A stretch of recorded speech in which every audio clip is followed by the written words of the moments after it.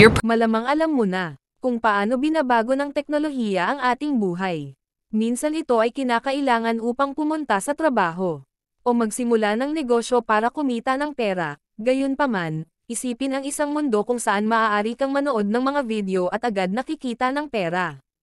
Parang hindi pangkaraniwan, di ba? Ngayon narito ako upang ipakilala sa inyo ang isang sabik na hinihintay na social network para sa lahat ng mga mahilig mag-scroll out there. Ito ang Chili, the social media platform na nagawang maka-attract ng 8 million users from over 30 countries. Who can now earn actual cash simply by watching videos. Aaminin ko nagkaroon ako ng pagdududa noong una. It's interesting to note that even reputable sources, gaya ng USA ngayon, ay nire-rank ang Cheely na katumbas ng makabagong teknolohiya, tulad ng sikat na ChatGPT. So ano ang pinagkaiba ng social media na ito? Well, here's the exciting part. Ang mga user ay makakakuha ng reward na pera dito just for browsing through the feed. Ang cool pakinggan, diba? At ang mga katotohanan ay nagsasalita para sa kanilang sarili. In Chile, you have the opportunity to earn around $660.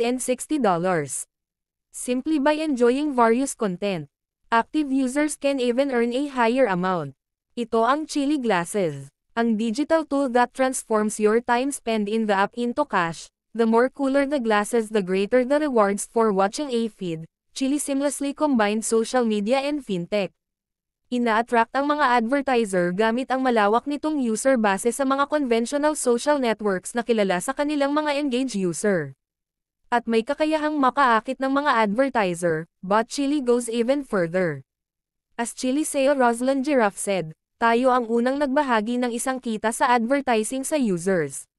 Kaya download the app through the link below, dive in, and buy cool glasses and boost your income. Share your results with friends and don't forget to subscribe to our channel. Chili is full of opportunities. In the next videos we'll tell you more about each of them. Remember, time is cash and Chili proves it in practice.